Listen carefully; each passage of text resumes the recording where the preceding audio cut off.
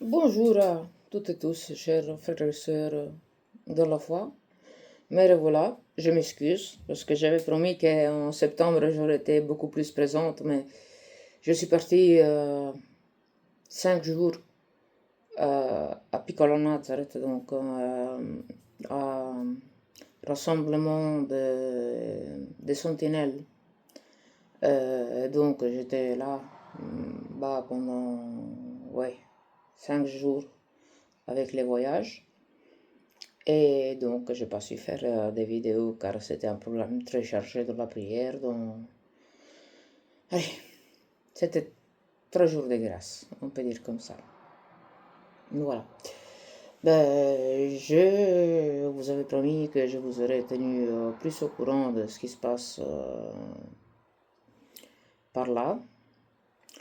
Mais c'est toujours la même chose. Donc, tout le monde dit que comment il s'appelle maintenant celui-là? Prévost, voilà. Excuse-moi. Que Prévost, alias Léon XIVe, n'a pas été présent pendant le. Donc lui, il n'était pas d'accord avec le, les Gay Pride qui a eu appelé jubilé LGBT, mais ça a été un Gay Pride. Des gens qui venaient déjà habillés d'une façon pas correcte pour aller, surtout au Vatican. Déjà pas correcte pour aller dans une église, mais pas correcte pour aller surtout au Vatican. Ils ont porté euh, ils ont passé la porte sainte, voilà, ils ont pris la communion. Par après, je vous montrerai aussi les images, hein. Et beaucoup de gens ont parlé du Gay Pride au Vatican. Ils étaient une milliers. Tous les médias en ont parlé. Nous, comme je vous dis à chaque fois, dans les petits restes catholiques guidés par Dominutella, ben, on est chaque fois 3000, 3500 personnes, 4000. Parfois, on a effleuré les 5000, mais les médias ne doivent pas parler de nous, absolument pas, hein. Entre-temps, le cher et tendre Prévost a placé dans le Vatican, enfin pas dans le Vatican, oui, dans le Vatican, il a placé 2 femmes, une sœur, je ne sais pas si elle est espagnole ou des pays latins, euh, qui parle d'une façon dégoûtante de la très sainte Vierge Marie et de Saint Joseph, en faisant comprendre que ils avaient des rapports comme chaque couple, que c'est pas vrai, que c'était une famille sainte dans l'amour de Dieu, et patati, mais patata, parce qu'ils avaient aussi leurs besoins corporels. Enfin, par rapport à ce qui est marqué dans la Sainte Écriture, celle-là, elle est vraiment une. Et vont la placer dans un endroit très spécifique. Maintenant, je ne me rappelle pas le nom de la bonne sœur parce que j'ai suivi les catéchèses, mais je n'ai pas su prendre de notes. C'est pour ça qu'aujourd'hui, vous me voyez parler à bras. Mais c'était quand même important que je fasse cette vidéo, car il y a eu beaucoup d'évêques qui ont été placés dans des villes spécifiques, comme la ville de Saint-Gall, où il y avait la fameuse mafia de Saint-Gall, celle qu'il y a en Sicile, là, comment on l'appelle, la mafia, ah oui, la mafia, voilà. Je vous rappelle les cardinals Geoffrey Daniels, qui a mis par écrit que lui, il faisait partie de la mafia de Saint-Gall, il a fait les noms de ceux qui faisaient partie, et personne n'a jamais démenti cela. Voilà. Avant qu'il meure, il a fait ça. Et donc, il est en train de placer des évêques pro-homo. Donc, pas pro-homo. Parce qu'il n'y a pas de prêtres qui sont contre les homosexuels dans la religion catholique.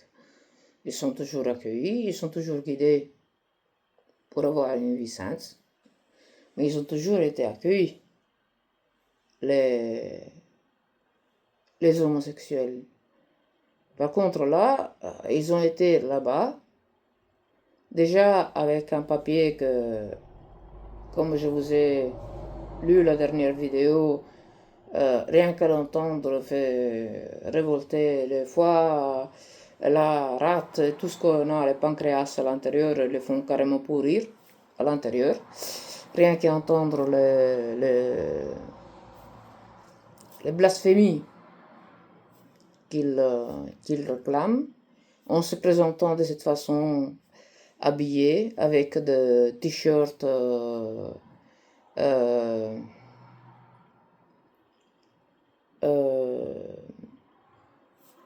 fuck the rules,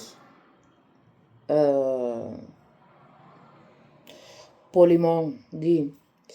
En italien c'est fanculo alle regole, en français c'est on s'en tape des règles. De quelles règles? Des règles de l'église. L'ancienne église pré-Bergoglio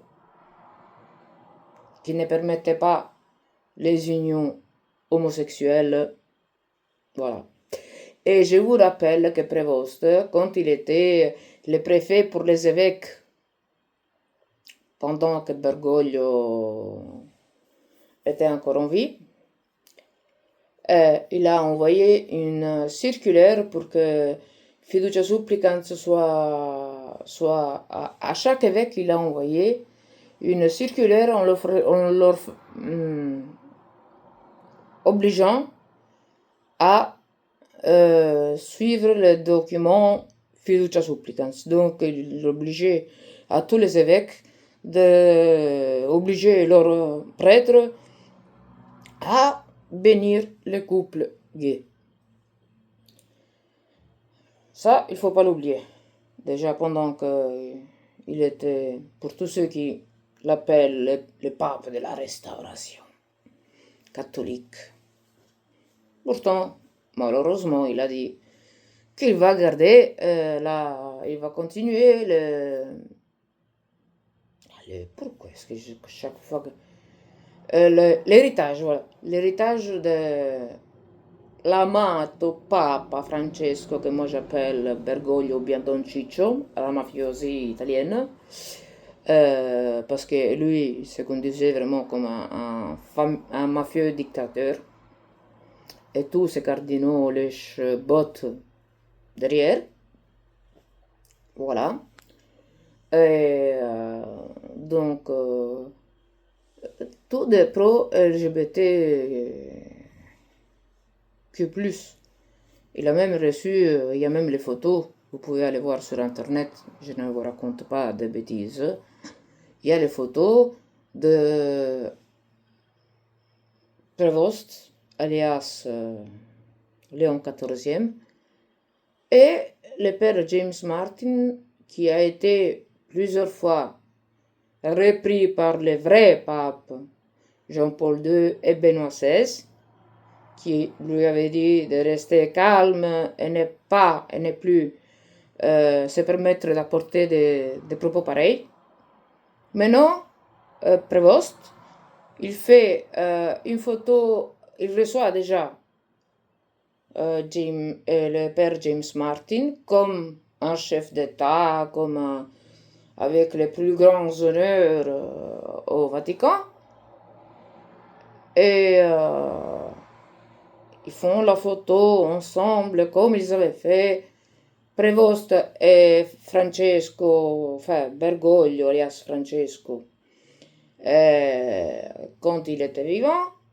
Donc voilà, l'agenda qui continue. Et le père Martin a dit que notre cher pape Lyon è come Papa Francesco, uguale uguale, la même chose, pareil quoi. Donc, vive la restauration. Et maintenant, sur le fait qu'il n'était pas là, ouais, ok, il n'était pas là, mais il pouvait stopper ça ou changer le nom du jubilé. Il aurait pu le faire à la place de se faire photographier tout souriant à Castelsango. Attendez, le nom ne me vient pas. À Castel Gandolfo, la résidence estivale des papes, où Bergoglio n'a pas voulu mettre un pied, où Bergoglio a arraché de façon violente la vigne qu'on avait offerte à Benoît XVI suite à son premier discours.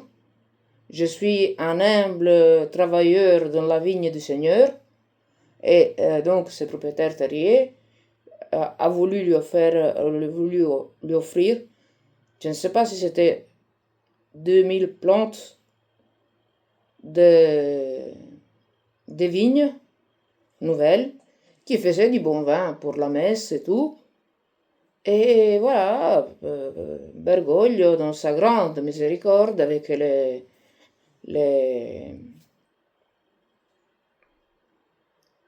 avec les tracteurs, il a fait tout arracher, voilà. C'est plus facile qu'aller chercher les mots exacts, excusez mon français, mais il y a des lacunes, désolé. Mais non, ce dont j'avais envie de vous parler aussi, c'était qu'il y a dans les petits restes, comme je vous ai déjà dit, moi je fais partie du petit reste catholique guidé par Don Minotel, car c'est le seul petit reste catholique qui fait une résistance active. Nous, on se montre qu'on se réunit. Comme vous voyez bien, je n'ai pas peur de montrer mon visage. Ben, s'il y a quelque chose qui va m'arriver, ben, m'en fous. Mais moi, j'ai dit la vérité. Là-bas, ce n'est plus l'église du Christ. Et donc, comme je vous dis, le sodaliste sacerdotal marial et les grosses parties du petit reste catholique ont reconnu en Don Minutella les grands prélats des prophéties. Et ça, je vous l'avais déjà dit dans la dernière vidéo et aussi dans la vidéo quand j'étais encore en vacances en Sicile. Maintenant, il y a eu 4 prêtres mexicains du Mexique qui sont aussi sortis de la fausse église et qui veulent rentrer à faire partie du sodalice sacerdotal marial. Et donc, ils ont fait une déclaration. Et l'ami Vincent du canal Adoration et Libération espagnol sans que Don Minutella le sache, bien sûr, a recueilli la déclaration conjointe de ces 4 prêtres qui ont dit pour eux c'était qui les grands prélats et que eux déjà en les reconnaissant comme grands prélats, ils disent la messe avec les lions de Marie. Parce que les grands prélats, c'est ceux qui viennent après le dernier pape, que dans, je vous rappelle, dans les prophéties de Malachia, en français Malachi, je pense, excusez-moi si je me trompe, le dernier pape était de Gloria Olive, donc Benoît XVI. Et après lui, il y aura eu le Petrus Romanus, qui peut être vu en Don Minutella, parce que le Petrus Romanus, c'est celui qui va guider l'Église en plein crise, des fois, dans la vraie doctrine de l'Église catholique apostolique romaine. Voilà. Même à la Salette, la Sainte Vierge de la Salette avait dit Rome perdra la foi et l'Antichrist régnera à Rome. Donc c'est tout plein de prophéties qui ont été légitimées par la vraie Église pré-bergoglienne, donc qui parlait de cet homme, le grand prélat, qui allait avoir un rôle de guide pour tous les chrétiens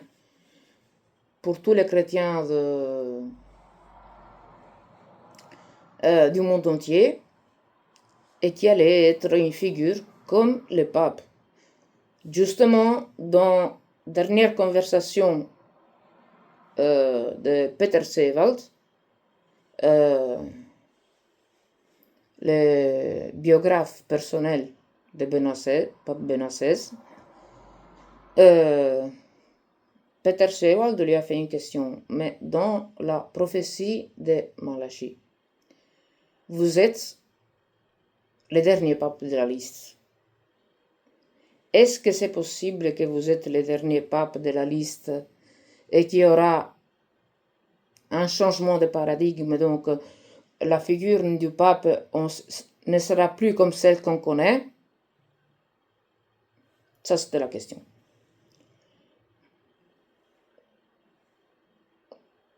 Bergoglio était déjà sur le trône de pierre. Donc, si Benoît XVI le reconnaissait comme son successeur, aurait dû dire au prêtre, à l'écrivain Peter Sewald, mais comment vous vous permettez, mon successeur, il est là. Pape François. Par contre, il a dit, tout est possible. Tout est possible. Donc, il nous a laissé entendre que l'Église, comme on l'a connue jusqu'à maintenant, elle est finie, et que maintenant, l'Église se retrouve, la vraie Église, celle de Dieu, pas les murs du Vatican, des basiliques, des églises, non, le catholicisme allait se retrouver dans un petit reste. Donc, il avait lui prophétisé déjà dans les années 69-70, quand il était encore cardinal. Excusez-moi. Et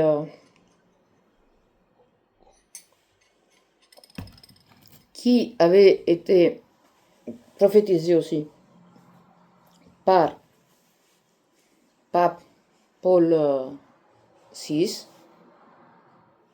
qui a dit que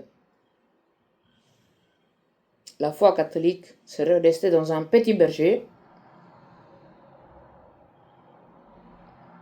Quelques années plus tard, Ratzinger a dit, dans un petit reste, et avec ce qu'on voit, ce qui se passe là-bas, maintenant, vous avez entendu la mort de ce jeune homme de 31 ans, Kirk. Tout le monde a dit un mot sur ce qui s'est passé, parce que lui, il a dit, il récitait le Saint-Rosaire avec sa femme qui était catholique. Et il a dit qu'il ne voulait pas changer de religion parce qu'il ne voulait pas rentrer dans une fausse église woke. Pour ça, il a été tué. Parce qu'il s'est permis de dire la vérité. Que l'église qu'on appelle catholique, l'église du Vatican, c'est une église woke du monde. Ça n'a plus rien de l'église de notre Seigneur Jésus-Christ.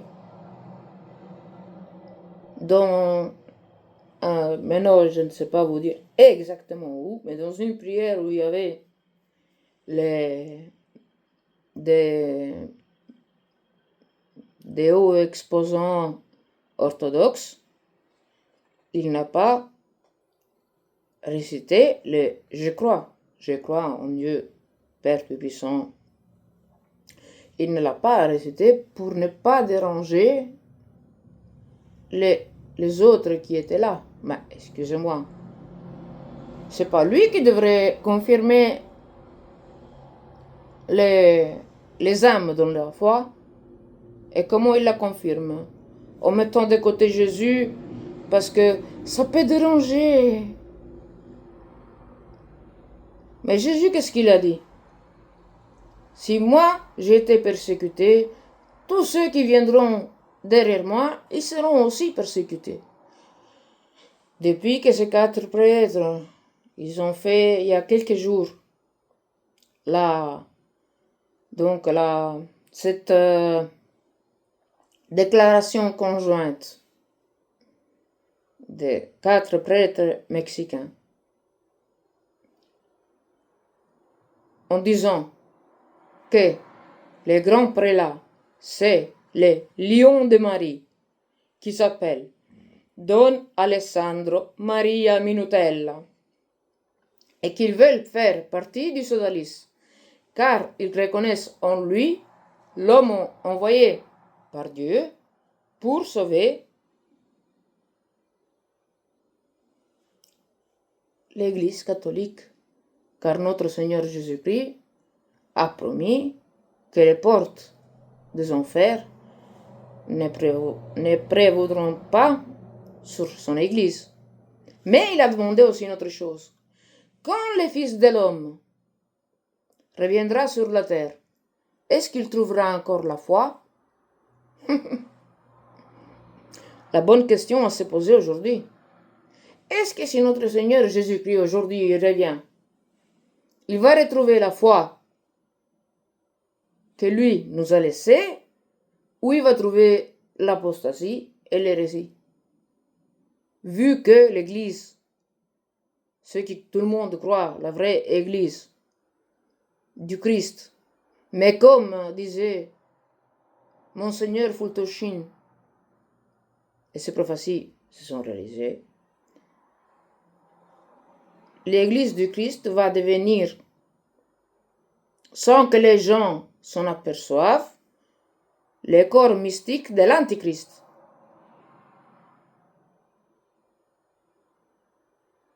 Et là, en allant contre la volonté de Dieu, les sacres écritures et tout, je suis désolé, mais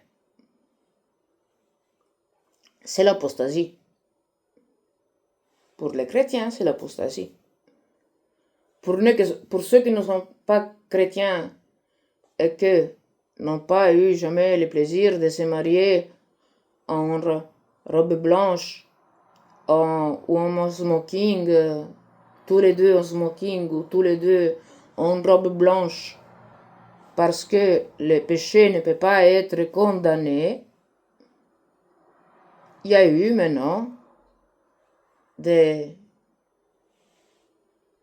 bénédictions avec 2 hommes mariés, enfin bénis, mais qui deviennent des mariages finalement, tous les deux en costume ou tous les deux en robe blanche, et c'est normal, mais déjà Pape Benoît XVI avait prophétisé que les jours que dans l'Église catholique on aurait accepté les unions homosexuelles et on les aurait bénies, ça serait déjà la société de l'Antichrist. On l'a devant nos yeux. Est-ce que quand le père James Martin s'est permis de dire à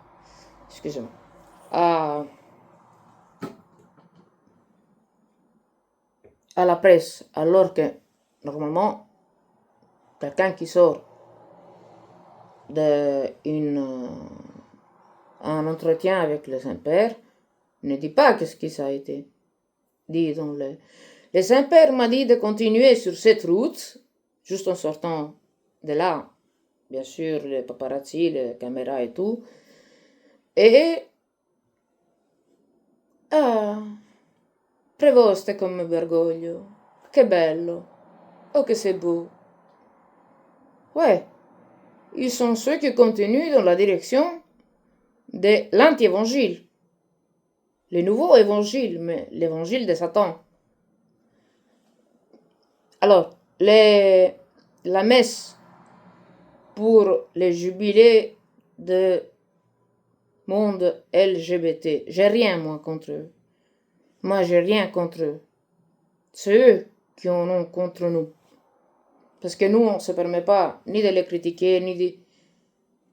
Il y a des gens, des bons et des mauvais partout. Il y a des homophobes et de partout, dans toutes les religions. Dans toutes les religions. Mais nous, les catholiques, et nous du Petit-Est, on n'a rien contre eux. Par contre, on se fâche quand ils se foutent de notre tronche. Car, pourquoi tu as besoin, pour montrer que tu es gay, de t'habiller comme la Sainte Vierge, mais à moitié nue, comme Jésus, mais avec les peaux de jartelle?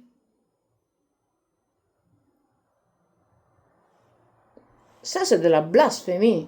C'est pas des chrétiens. Donc, l'Église est en train de s'ouvrir au monde. Mais Jésus, qu'est-ce qu'il a dit, Jésus?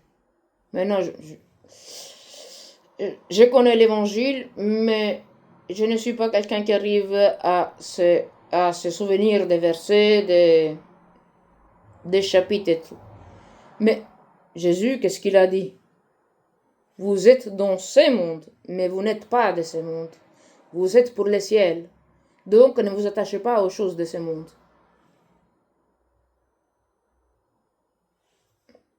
C'est simple et clair. Si on lit la Sainte Bible, déjà, on voit que notre Seigneur Jésus-Christ, il a été prophétisé depuis je ne sais pas combien de siècles. Jésus est venu, il a accompli en tout les prophéties que Dieu le Père avait données par le Saint-Esprit aux prophètes. Il y a Abu Dhabi. Toutes les religions sont voulues par Dieu. Alors pourquoi Dieu a envoyé son Fils là, sur la croix, à mourir de cette façon? Parce que le péché, il était trop grand. Et juste Dieu, fait homme, avec son sang divin, pouvait nous laver et nous racheter des péchés. Car, je suis désolé de le dire, moi en première, les êtres humains, on n'est pas des êtres humains. On est pire que les animaux. On a juste la chose de savoir parler, savoir écrire et savoir faire des calculs. C'est tout. Mais dans les comportements, ce sont plus humains les bêtes que nous, les êtres humains, qu'on s'entretue en mettant la religion comme excuse pour pouvoir commander, écraser un peuple. Ça peut pas être Dieu. Je suis désolé. Et comme je vous disais, l'évêque qui a dit la messe pour le monde LGBT, dans son homélie, a dit que la réalité est plus importante des idées mortes. En disant des idées mortes, il parlait de quoi, à votre avis? Des 10 commandements. Pourquoi? Parce que Bergoglio avait dit que c'est un poids trop lourd de porter les 10 commandements pour les chrétiens. Pendant 2000 ans, ça n'a pas été lourd. Mais non, avec Bergoglio, c'est un poids trop lourd pour les chrétiens. Mais vous rigolez ou quoi? Et maintenant, avec Prévost, c'est oui, Mon intérêt, c'est d'apporter l'évangile. Mais entre-temps, je vais faire les journées Gay Pride en Saint-Pierre. Parce que je vous dis, ils sont venus vraiment avec des t-shirts. Des bonnes sœurs avec des t-shirts arc-en-ciel. Des prêtres tout contents. Tous, main dans la main.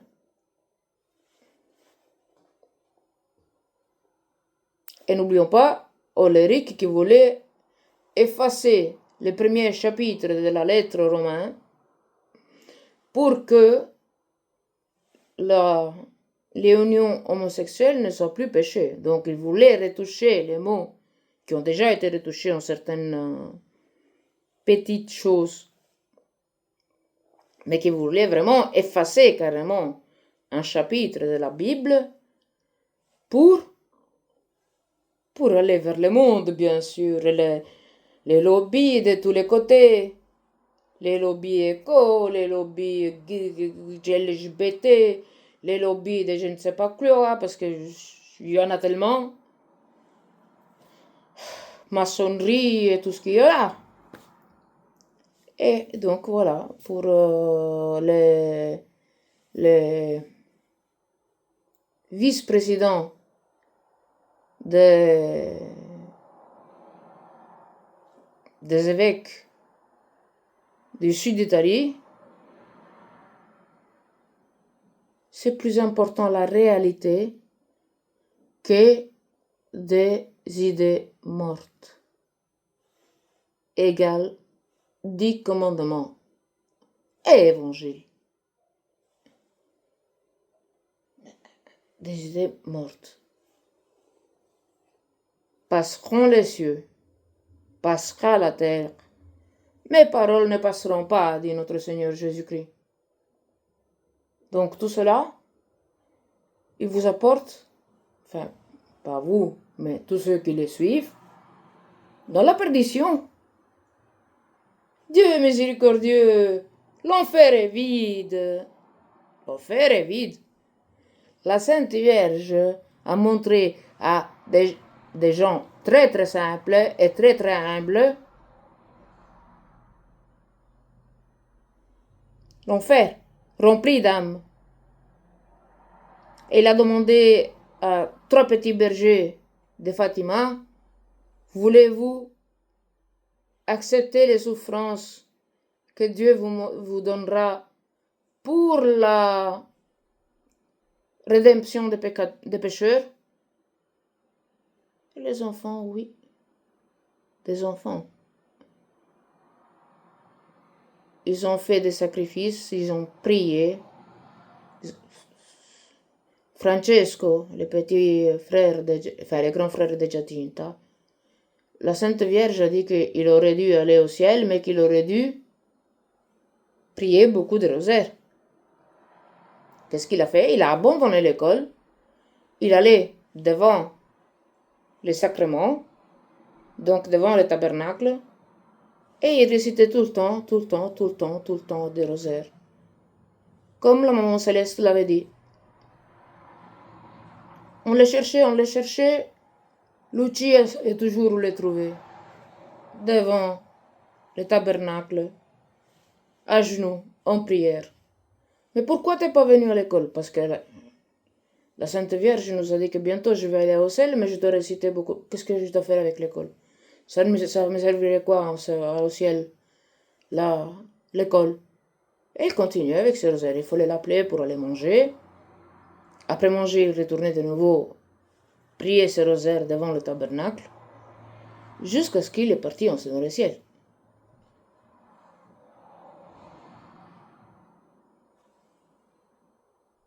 Trois enfants. Et nous, on n'est pas capable de prier. Au contraire. Dieu il est miséricordieux. Ce n'est pas un juge juste et sévère, mais un Père miséricordieux. Non, on peut aller tous tranquillement au paradis sans besoin de se repentir. Jésus, qu'est-ce qu'il a dit? Vous voulez aller vers le Père, vous devez passer par moi, par lui. Prendre la croix chaque jour et le suivre. Vous croyez vraiment que l'église de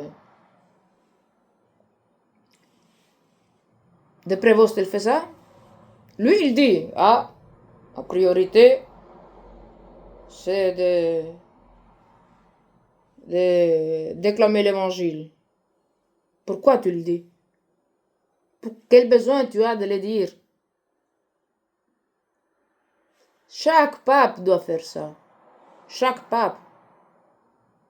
T'as pas besoin de nous le dire, t'as pas besoin de nous dire... c'est normal. Oh, il a parlé chrétien. L'évangile.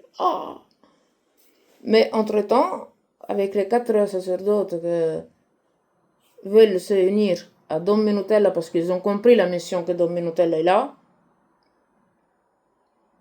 ils veulent s'unir au sodalicio sacerdotal marial,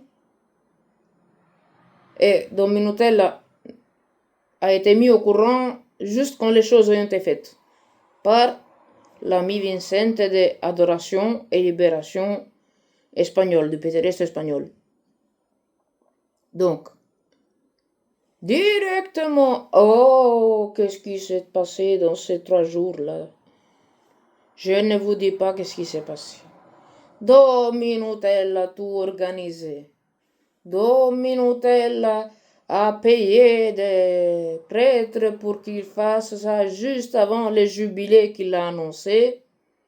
Parce qu'entre-temps, je ne sais pas si je vous l'ai dit, mais il a annoncé pour le 12 octobre un jubilé, entre guillemets, parce qu'on le sait que c'est le pape qui peut en dire le jubilé. Mais on l'appelait jubilé dans le sens qu'on passera dans une porte que bien sûr n'est pas la porte sainte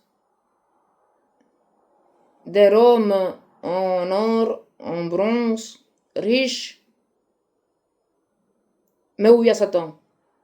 Ça sera une porte fabriquée au mieux possible avec des images de notre Seigneur Jésus-Christ et de la Sainte Vierge Marie, parce que nous, on est les petits restes catholiques mariales.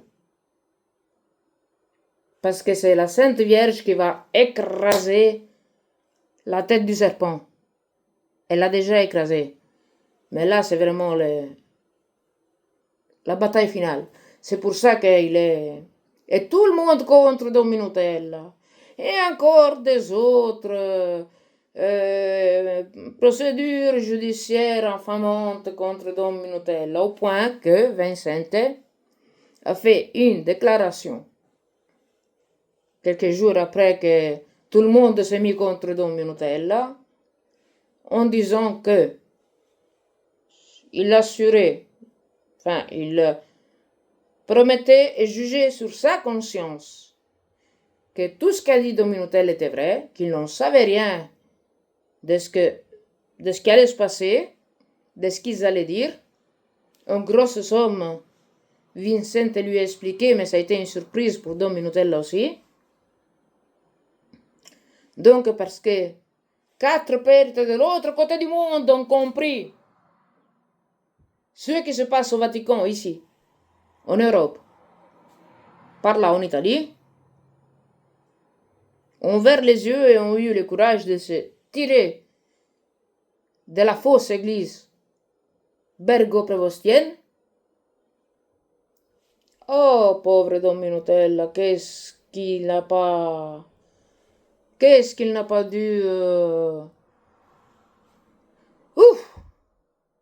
Incroyable, hein? Et donc il a dit, Don Minutella non savait rien, nous on a tout organisé, et on a mis Don Minutella au courant quand tout était prêt, et j'ai pris tous les noms, et tous ceux qui ont insulté Don Minutella, et qui ont calomnié Don Minutella, et maintenant ils vont avoir affaire au tribunal.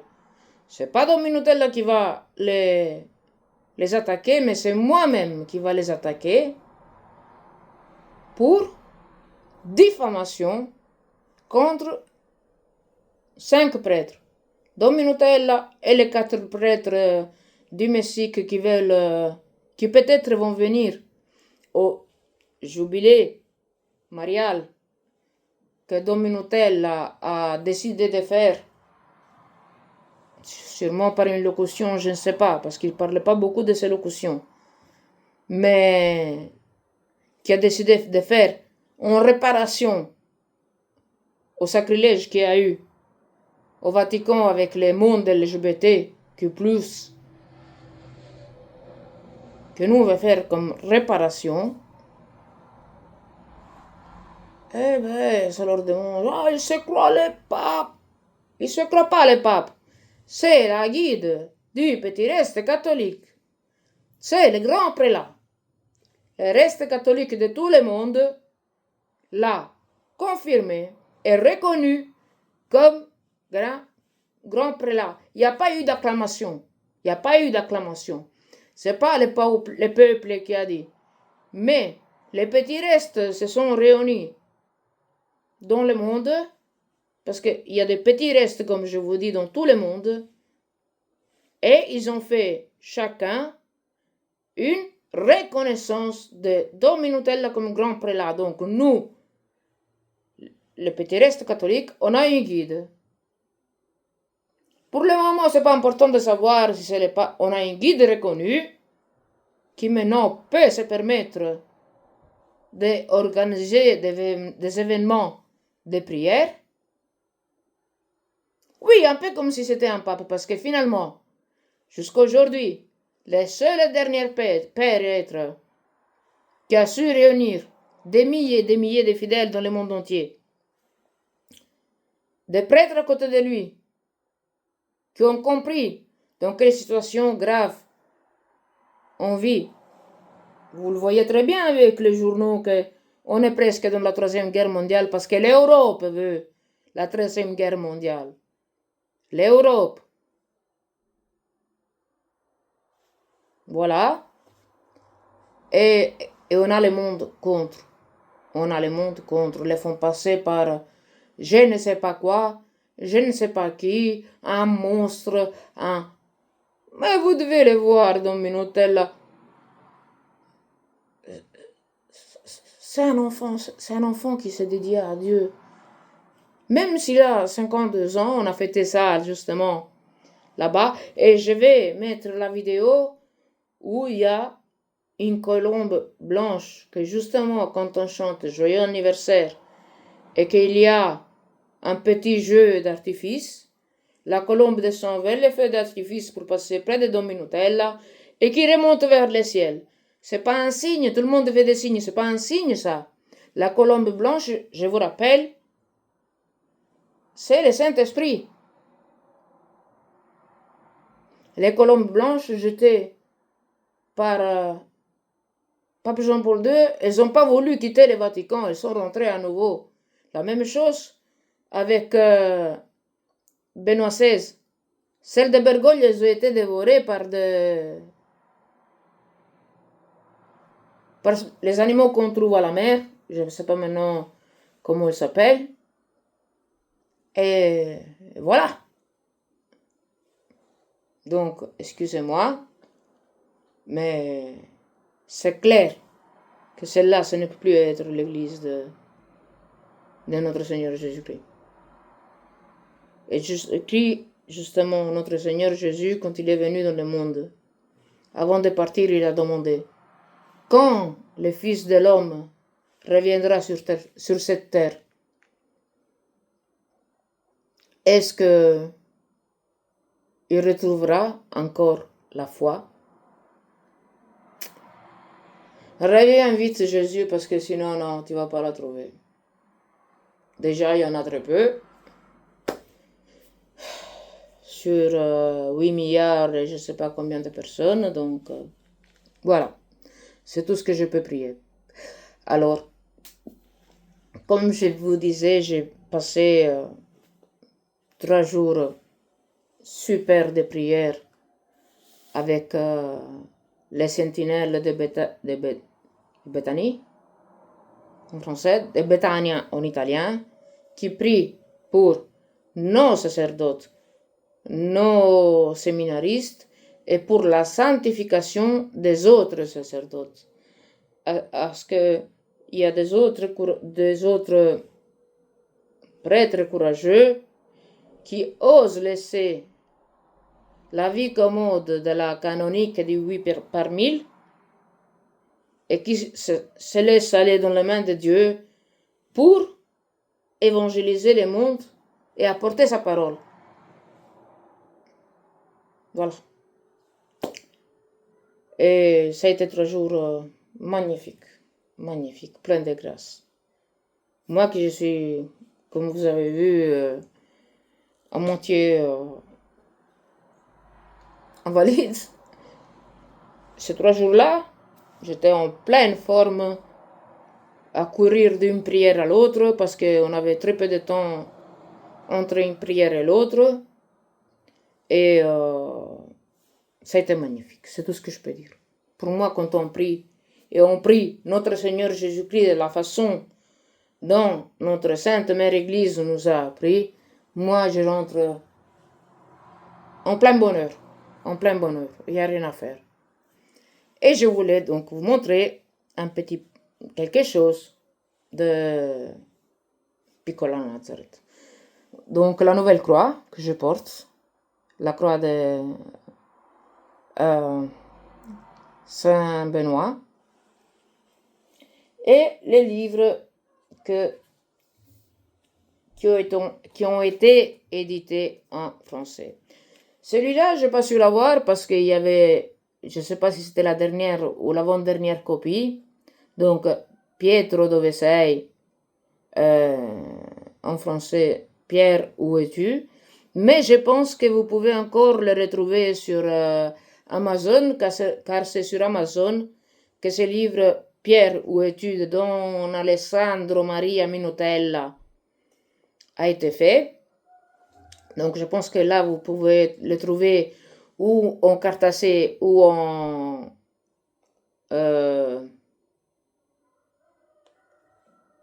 e-book, voilà. Donc ça c'est vraiment le livre de Où est Pierre? Après Benoît XVI, où est Pierre?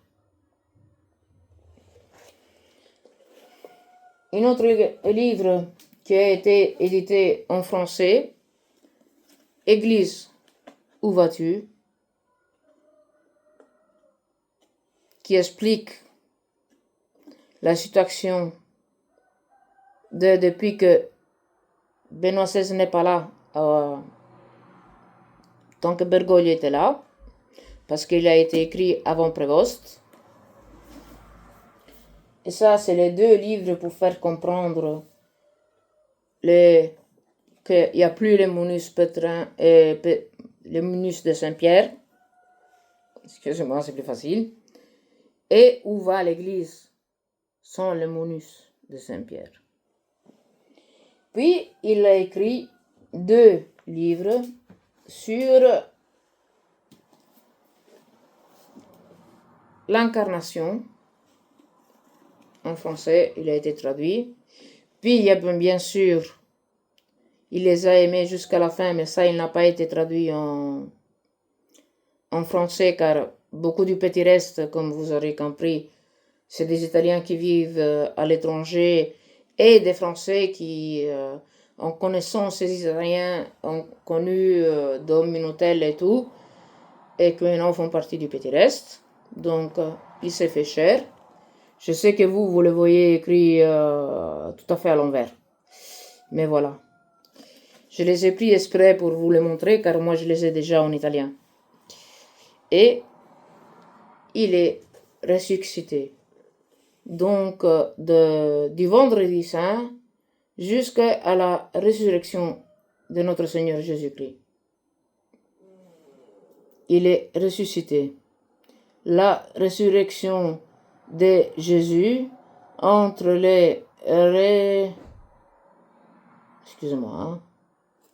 entre les récit évangélique et la profession de la foi. Voilà. Excusez-moi si je ne sais pas lire à l'envers.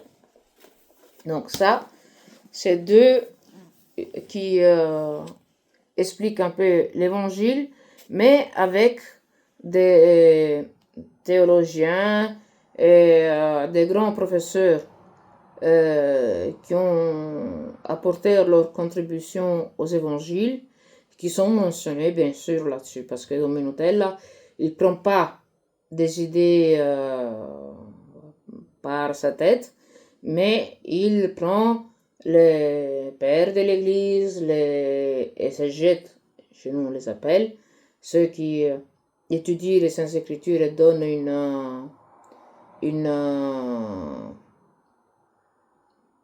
une explication, voilà.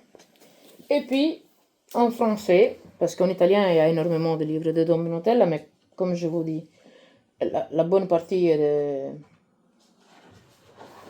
Alors, il y a ça.